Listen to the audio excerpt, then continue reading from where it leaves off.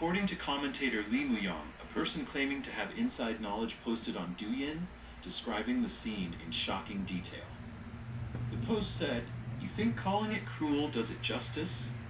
The online rumors don't even come close to what I already know.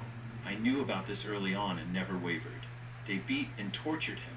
That's nothing. They had full control over Yu Menglong long before that." Then came a terrifying line. Everything below was while he was still alive. His face was no longer recognizable.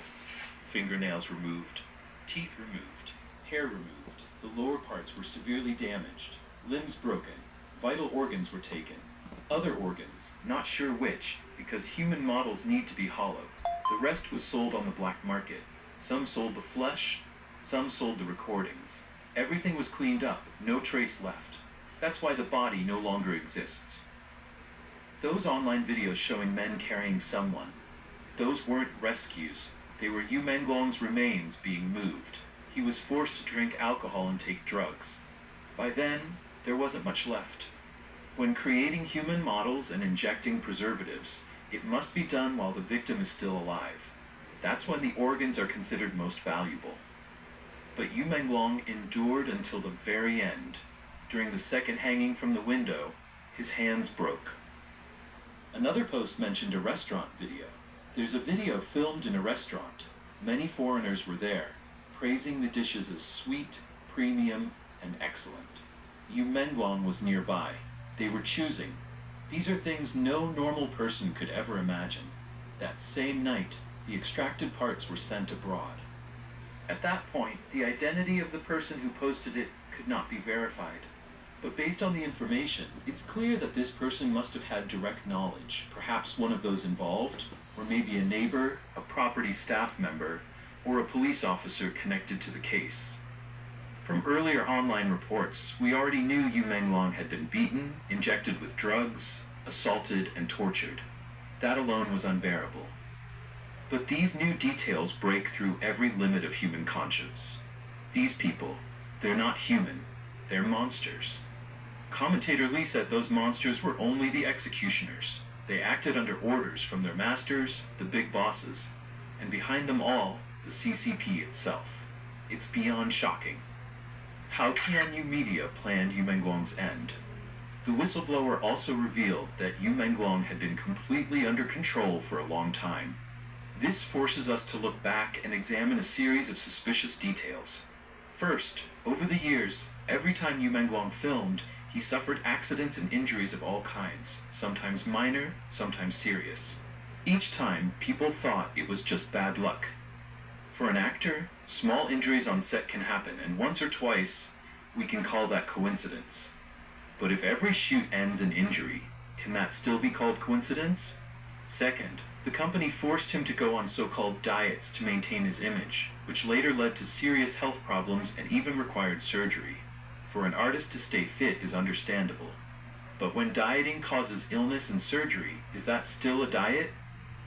Third, according to commentator Li Muyang, Yu's family has never given up.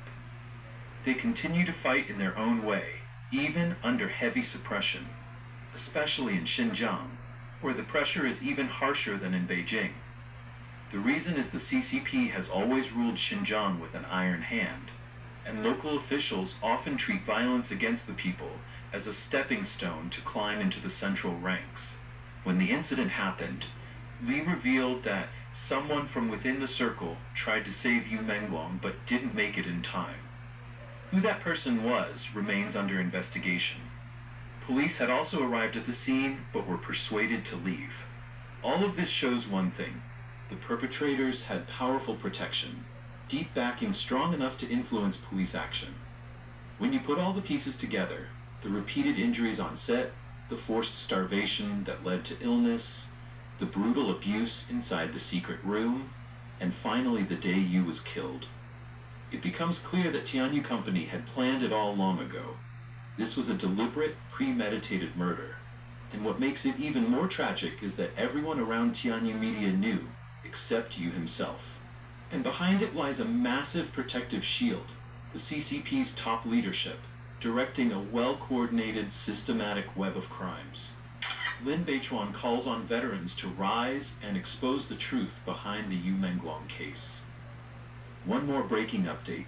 The main account of Lin Beichuan, who identifies himself as a red descendant of the CCP elite, has been banned after his verified status as a veteran was revoked.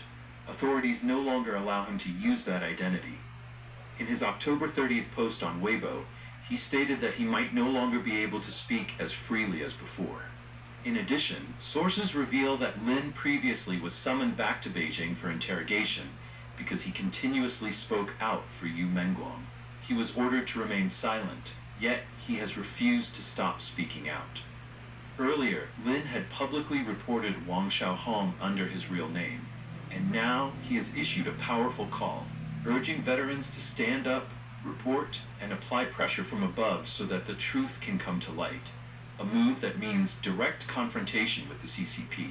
In his post, Lin emphasized that only the military can restrain the government, and that true balance can exist only when the military and government hold each other in check. In response, some veterans have already answered his call.